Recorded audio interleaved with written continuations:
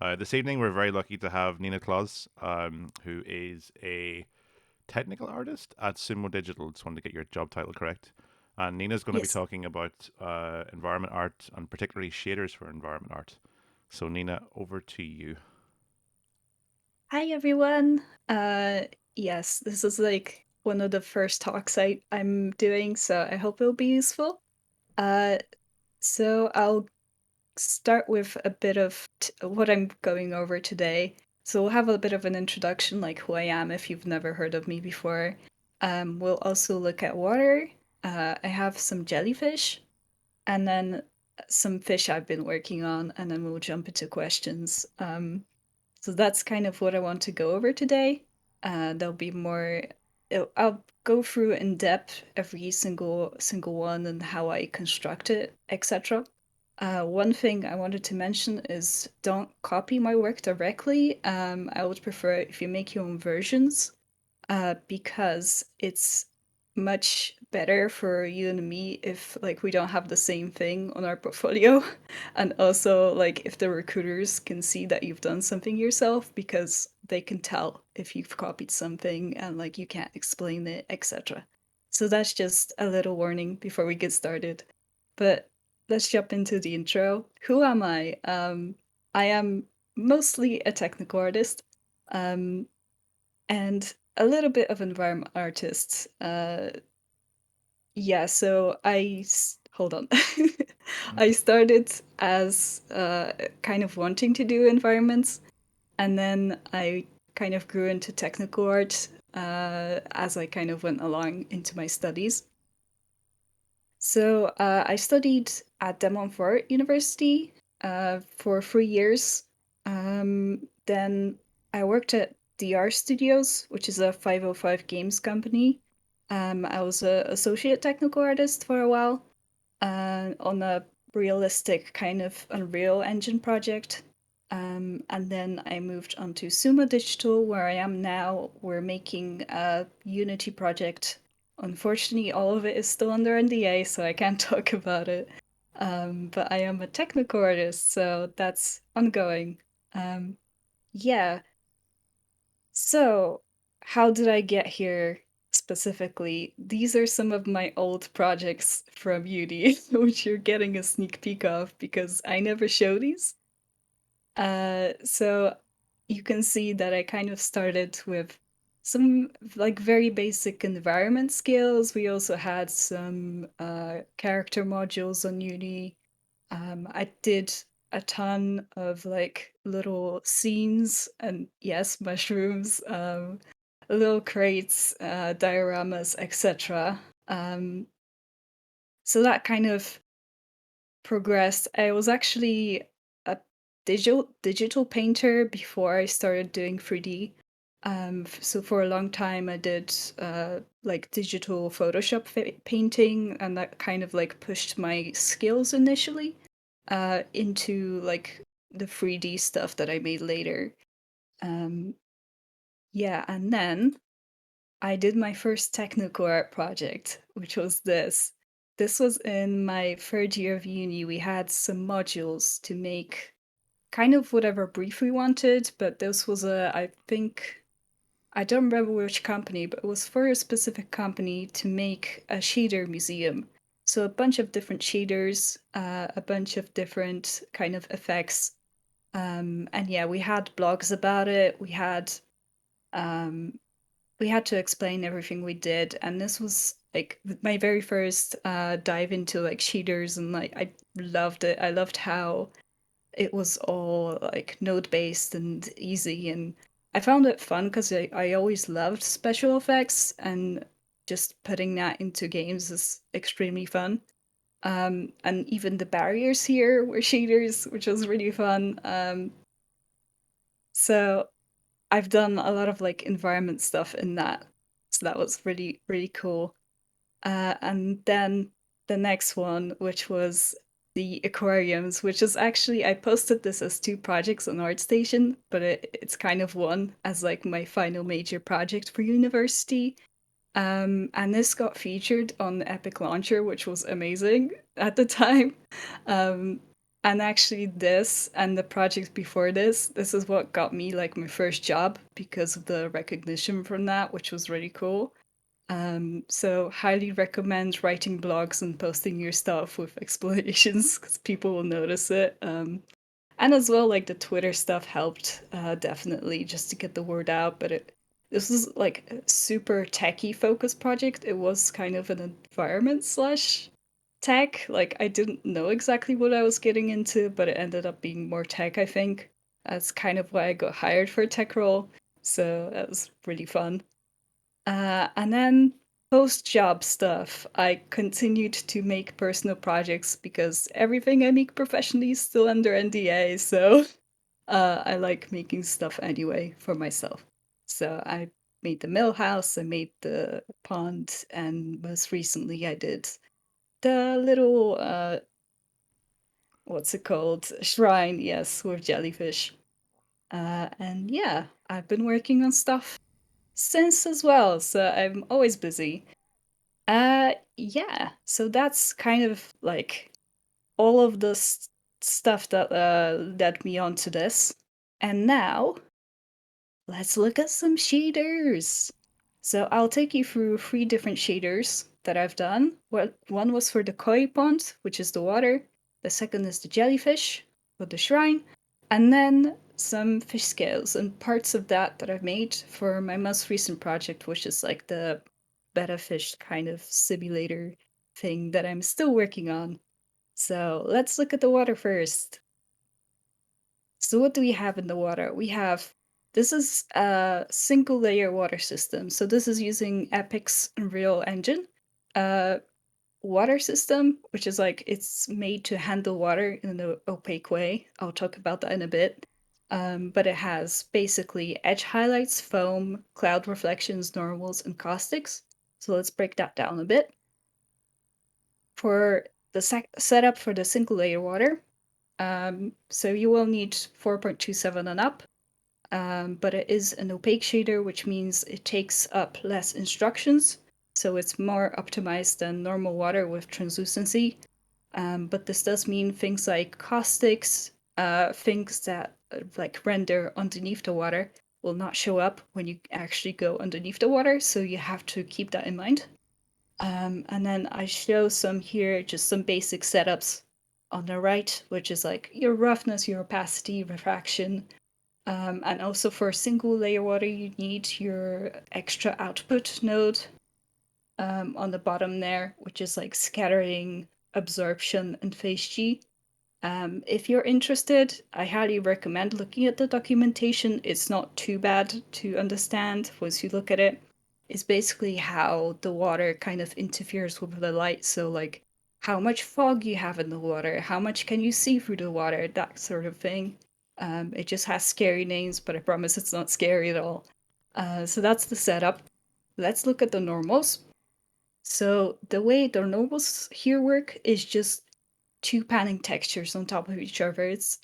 It's not that difficult, but the way you have like kind of the different surface on top of it, you have the two scrolling textures, and then you have a flow map to kind of break up the flow of it a bit more, add some microwaves, and also a bit of like a sparkle to it. So as the water kind of shines on, it reflects more of the light that's bouncing on it. And to help with that, I added some bloom as well. So as you can see here, a bit of bloom, a bit of lens flare makes those kind of like bright spots pop a lot more. Um, yeah, and some reductions and correcting the normals as well. So that's the normals. For underneath, you have the kind of rainbow caustics. So this is a really simple way of doing it. It's just two panning textures. You could also do it with motion four-way chaos, which kind of automatically pans four of them across each other, which I think I wrote something on this on my blog somewhere. I'm pretty sure I wrote it down, but like you need to put it into an empty function. I'm sure there is a better like a more complicated way of doing this, which I'm kind of looking into next, but I haven't gotten onto that yet. But this is like a really easy, cheap way if you don't want to like make it like the main thing, want to have just a background thing. So yeah, you plug that into color scale behind water, which is a real single layer water kind of basic node, output node for caustics. And then you have a bit of foam. So this is something that I kind of I always add to my water because you can make this into like foam, which you can see here, or you can make this into sparkles. So the sparkles you saw before, those were from the normals, but you can also make them with this exact thing, just with different parameters. You could like play with them to make them like stylized sparkles, and they make really pretty ocean sparkles as well. So again, it's just some panners with clamping for this uh, going across each other. That's pretty much all this is. But it's, yeah, I always include this because it's really useful. And edge highlights. So in normal water, so like water before there was single layer water mode, we had scene depth. Because this material is opaque, it cannot use scene depth because it cannot detect the depth. So instead, we use scene depth without water to do this. So we calculate the scene depth from the edge of the rocks and the edge of anything that's intersecting the water. So it's just lerping from the edge versus when it's not touching the edge. So I added a bit of blue highlight around the edges. And then we have some cloud reflection. So this is kind of an extra I threw in here because I didn't have a skybox on top. But if you do, I would just make it like make your skybox and then have that reflect on your water. This is kind of a cheat way to do it, but it's just a color on top of the water to add a bit of like cloud and blue hue. And that's your water. So you get all you put that all together, you get it all together, and boom, uh, there's the water. Yes. Like so Ah, good, so good. thank you, thank you. I hope that wasn't too fast for people. Mm-mm. I know I'm It was like very good. rattling on, but okay. Uh, yeah. So let's move on to jellyfish. Let me have a sip of a drink before we carry on. So these are some jellyfish from my latest shrine project. They are completely kind of static mesh, controlled fully by world position offset shaders. So this is 100% shader based. So let's have a look on how each of these elements are put together. So you have the color, which is just some how you color the jellyfish itself. Then you have all the sparkles, so I will reveal the secrets of the sparkles, and all the world position offset is the bottom green stuff. So let's have a look.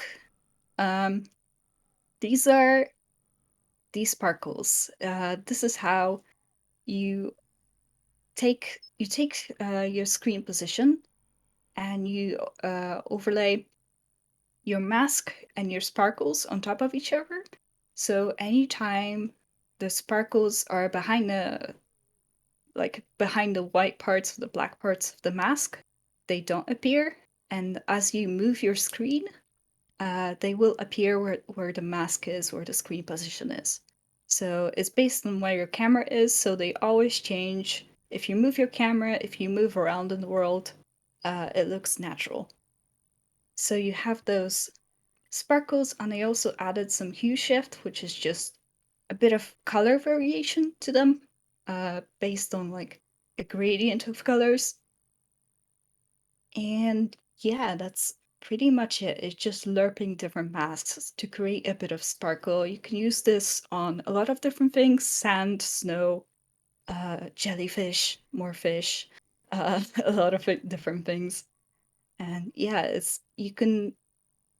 do this pretty much in any if you wanted to do this in Unity, you could also do that. It works in the exact same way. Like I've copied this node for node, so it's pretty good. It's pretty good. I would probably recommend like toning down the amount of sparkles. I have them pretty high up here. But for a more like natural effect, I would like get rid of some of the sparkles on the mat so it looks less obvious when it like changes. Yeah. Looks And super then we cool. have, thank Sorry. you. Then we have all the world position offset stuff. So, uh, starting at the very top of the jelly, we have this is all based on the UV coordinates. So I have it unwrapped. So the top of the jellyfish is just one big circle, and it goes from the center to the outer edges. So I have the gradient kind of, if you imagine it scrolling on top of a sphere, it goes kind of from the top of the sphere to the bottom of the sphere like a sine wave. And that's basically all this math that's what this is doing. So it's scrolling from the top to the bottom. You can kind of see it down here. Uh, and then it's like it's moving that gradient down, and then it's affecting the uh, Z position of the jelly. So it's going up and down, and I also have a little bit of a gradient on the top, so it's more affecting it more on the bottom than it is on the top. So that's all there is to it for the top of it. And then for the tentacles, it's a little bit more complicated because you have like several different movements meshed together here. But these are basically straight lines down on the UV map. So if you imagine a gradient kind of scrolling down, that's all this is. So it's scrolling it down, so it's moving it left to right and back and forth. And then it's also rotating it around a bit. So it's rotating the tentacles a bit, and it's all going in a sine wave, so it's all kind of like flowing naturally because it's all gradient based. And then we have also a little bit of a wobble near the base of the jellyfish cup. So it kind of matches the jellyfish at the top as well. Nina, Yeah. quick question on the Hmm. previous slide. You see the note at the end? Append, is it append to many? Append many? Yep. What is that? How does that differ from append? Is that just like an array of appends, or what is that Uh, actually doing? So, it's basically it's just I just plugged it in then because it takes only the B value and then it spits out RGB and that's all you need because I need to take it from B. I need it in all the RGB values, so mm-hmm. it's like it's making it so it's only moving up and down instead of all the other axes are just Oh, empty. it's Yeah, constraining it to the z-axis or whatever. yeah, Okay, okay, exactly. right. Thank you. Yep. Yeah. I lost my train of thought. Okay. Sorry, that's my fault. It's all good. Yeah, so that's the tentacles. And then a very simple at the end uh, is up and down. So the entire jelly is affected by this. So it's just moving it really up and down a bit. Uh, yeah, and then you put that all together and you get little sparkly jellies. Um, and also, I forgot to mention this is all kind of controlled randomly. So every single jellyfish you move around will be like different amount of waviness. I totally forgot to include that, but yeah. It's just like it's based on the object position. Um, I should have that somewhere here. Actually, yeah, it's like random based on position. So you have a noise, object position, and then it's just plugging it into your time and then it changes. Yeah, little jellies. Great. So now the final fish. Let's have a look at some fish eaters. So I want to talk about kind of iridescence, which is a really simple one, and then some extra scale shaders that I made. So this might not apply to a lot of things for environments, but it's really fun to just look at. Maybe you could apply something else. You could always like do kind of a little bit of variation based on like leaf patterns or something like that. So a lot of things you can apply to different pieces. So the fish, what do you have here? I have a bit of edge color on the ends of the fins. I have the iridescence, the scale shader, and a bit of subsurface. And then the eyes are kind of a different shader, so I won't include that. So this is a very basic iridescent shader in Unreal. So all it is a Fresnel uh, plugged into a hue shift. So as it gets to the edges of the object, it will change the color of the mesh. So it's really simple. You just plug in a few values and then you lerp it with the hue shift and it it works. It works. Yeah. And then the scales. So what I did for this is I created a mask in Substance Designer. I actually have a Substance Designer scales that I put into Painter that I basically made a mask from. So I have, as you can see there, I have different values for each of the scale. So I plug that into uh, a noise as well.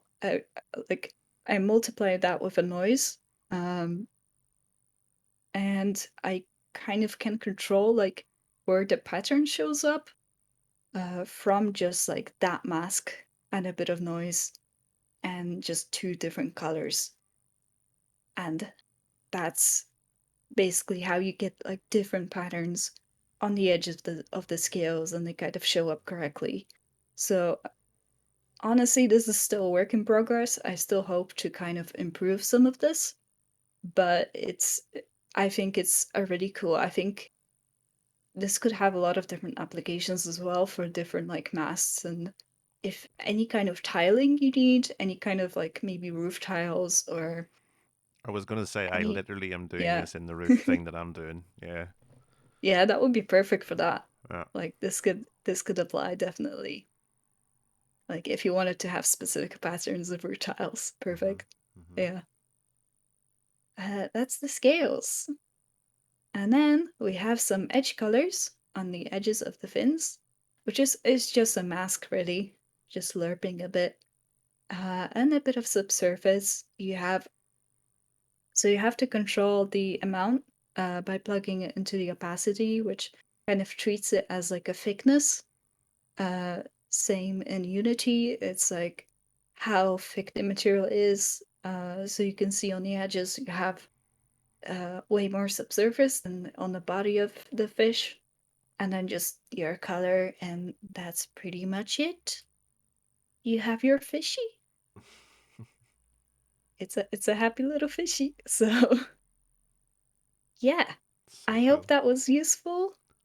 Uh, and I hope I didn't go too quick or too slow. Oh, Uh, it was amazing.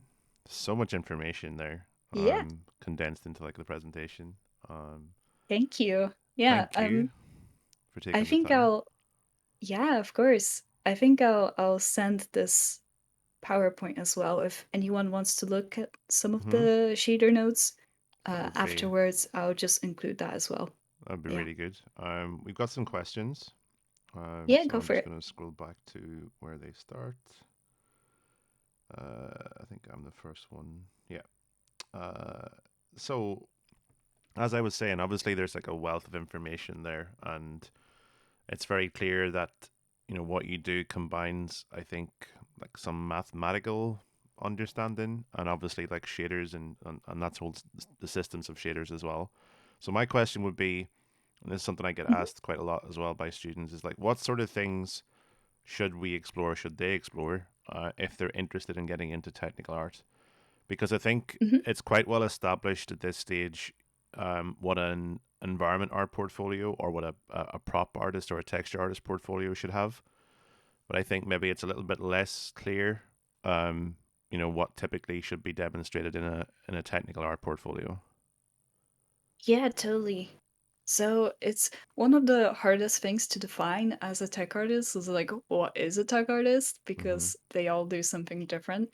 Mm-hmm. So I'm in particular like a more environment based tech artist, but in general, I would say like some of the easier stuff would be shaders and maybe a little bit of blueprints or a little bit of like optimization, like in terms of loading, um, translucency, stuff like that, I think would be good to look at. You don't necessarily need to code or do any like complicated tools at the beginning, but definitely focus on some of the more like easy kind of node-based stuff would be good for any student kind of looking to get into technical art. And I'd I'd say definitely get into it if you want to because it's good. And yeah, I need someone to take the recruiter's emails from me. Okay. Okay. Yeah. So do you think blogs, like sort of like little blogs that explore shader creation, would be the way to go Yeah, that's definitely a good way. I did get hired off my first from your blog, blog? so Okay. I, Okay. I can recommend. Mm-hmm. Yes. Second question is kind of touching the same area, I guess. It's from Jackie. So Jackie is an environment artist, but I really enjoy diving into shaders. However, I'm really unskilled when it comes to math and programming. Would you say people like me still have a chance in tech art, or is that a false mindset to have? I wouldn't say it's a false mindset at all. I did have some like programming background, but there's definitely people who get into tech art without like too much math and programming. Mm-hmm. Um, because there's so many different things that it can cover, you can definitely get into like the more visual side of tech art, but it definitely helps. Um, you can get into it later, but for the beginning, I say like if you like doing shaders, just go for it and try it. Yeah. And worst thing, like it doesn't work out, at least you have some knowledge. So it's all good. Okay. Next question is from Roxy. So doing all the extra work you do, how do you avoid burnout? Like you're Mhm. obviously working at your PC all day for work, and then after that for personal work. So how do you deal with like obviously you do a lot. You obviously do your full time job, and then as you said, you like doing your own personal art as well. Mhm. So how do you maybe deal with the whole balance, work life balance situation? Yeah, it's difficult because I I feel very like tired after every single workday, so I can't do anything during the week, um, apart from my professional work. So I end up just taking the 5 days just to work uh, professionally, and then in the evenings I just chill. And then I just do a bit of extra work on weekends. And like I try to focus on like efficiency over like time. So I get my work done, like extra work done pretty quickly, and then I just chill. Mm-hmm. Um, and just set very hard rules, like don't go over 5 p.m. or 6 p.m. or whatever. Yeah. Like, if I'm tired, I'm just gonna leave it for next week, and that's it. Yeah. Would you say it's fair to say that maybe part of your drive to do that is just because you enjoy doing it so much? Oh yeah, Yeah. definitely. Yeah. There's a lot Yeah. of enthusiasm there. Mm-hmm. Yep. Uh, Next one's from me, and it's just about your inspiration. So I've asked the question, where do you get Hmm. your inspiration from? Obviously, there's a fish association or a strong affiliation with fish. I think we all sort of Yeah. associate you with that. But like, where do you? Are there artists that you look up to? Are there people like that inspire you? Are there like Hmm. what drives you as an artist?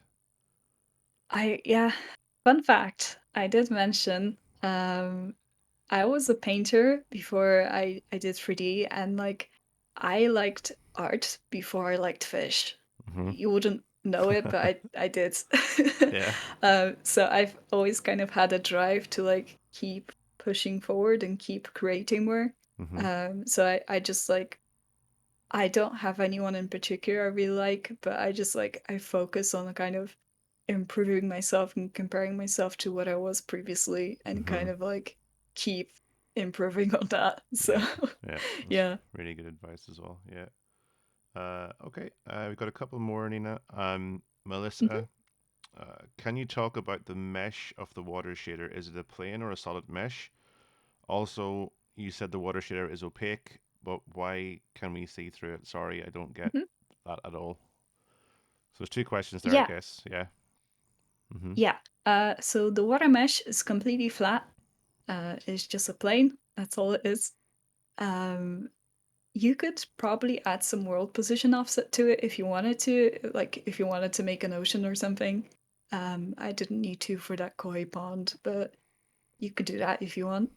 And also, the water is opaque because that's the way Unreal handles single layer water mode, which is it treats the surface of the water as opaque. It doesn't handle it as a translucent object. It handles it in its own kind of rendering pass when it renders the scene.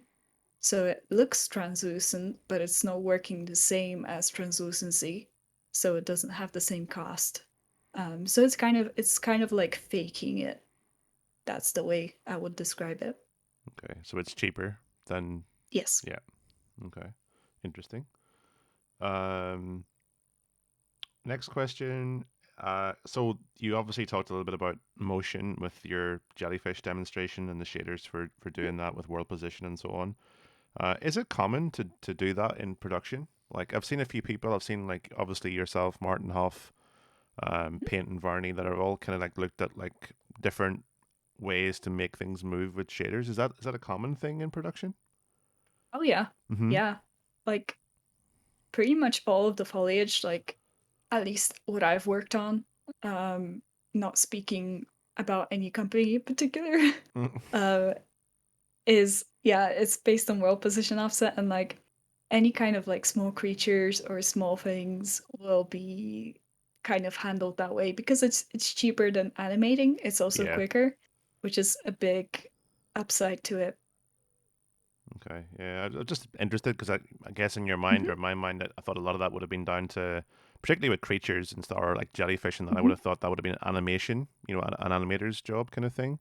But you can just see how much you can do with just some shader work. It's kind of, it's very Yeah, impressive. Yeah, it's especially for any background elements, like you don't need to control them as characters. yeah, So it's much like cheaper and easier just to throw a shader on there. yeah. That makes sense. Mhm. I've got a few more, lots of questions tonight. So James asks, Love when it. when you script shaders in Engine, like UE4, UE5 for the first time, what are the top resources that you'd recommend? What are the most commonly visited websites you visit for when you need to solve a certain technical Mhm. problem? It's not like super any in particular. I would say Unreal documentation is probably the best kind of source of information for that stuff. Hmm. Um, but generally, like you want to find some. There's always an obscure tutorial for anything, so if you're Yeah. stuck on something, it's best just to Google stuff and like see what you can find. Okay. Melissa, can you talk or could you talk a little bit about the differences between what you do, i.e., Mhm. the shaders, and that the work of a material artist? Is there a straight line between the two? Yeah, so there is a bit of a difference in that what I do is strictly in the engine. A material artist would make stuff in Substance Designer or Painter, or Photoshop if you're into that. Hmm. So like I could not touch Designer at all. I could like not make materials at all. I just make uh the stuff that moves and the stuff that like needs more complex shaders. Of course, I do use Substance Designer sometimes, and I often do that in my personal work. It still plays a big role, but uh, tech art is very much we make kind of the solutions for the stuff that's a bit more complicated than just a texture. Mm-hmm. It's a bit more clear in Unity, for example. You have like the shaders like a whole separate thing. Yeah. I think Unreal blends it way more where it's like, oh, a shader material is the same thing, where it's like, it's not really, but yeah. Yeah. Yeah. Mhm. Interesting. Okay. Cool. Helena, the blogs you mentioned, is that your ArtStation blog or is it something else, or do you recommend something else? ArtStation blog, yes.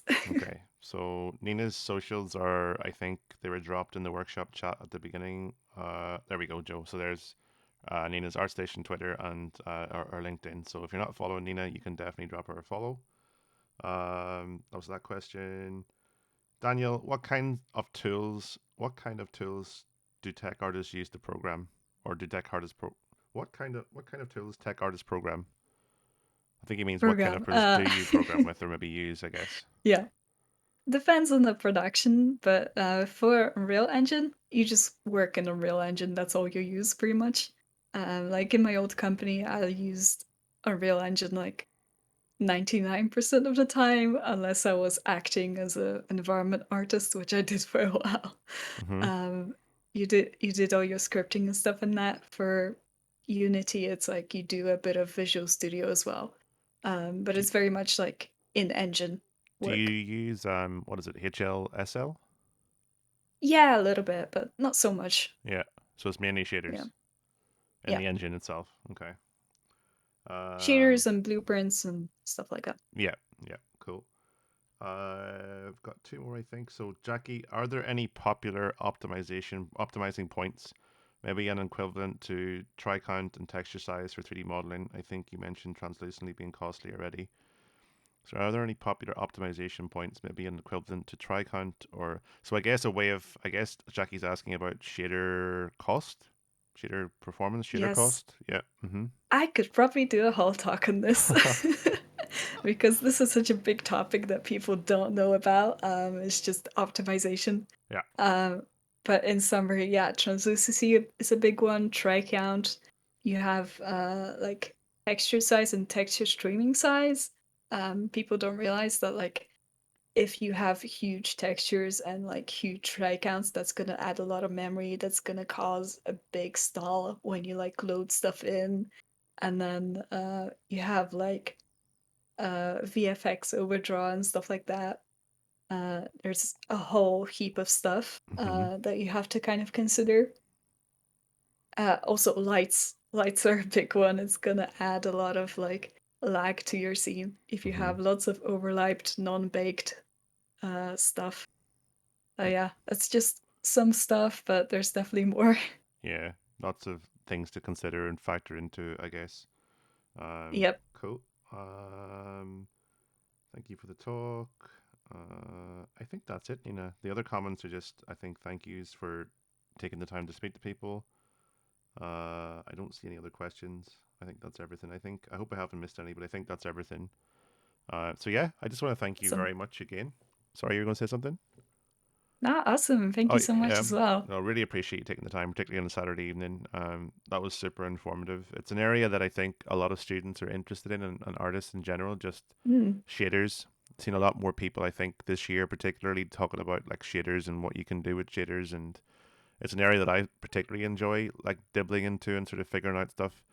Oh, So definitely. Yeah. yeah, it's really cool to see what you've done. I think your work stands very tall, among the art community and a lot of people that Oh, look up to you in terms of the stuff that you do. So I think it's really impressive that you've kind of, what you do and what you're producing. So fair play to you on that as well.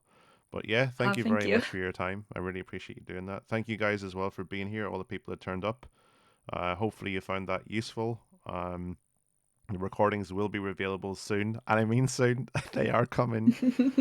We just have I just have a lot of stuff on with my MA and stuff, and Roxy's the same. So we will get them out as soon as we possibly can. They haven't forgotten. They will be made available. We'll talk more about that in the very near future.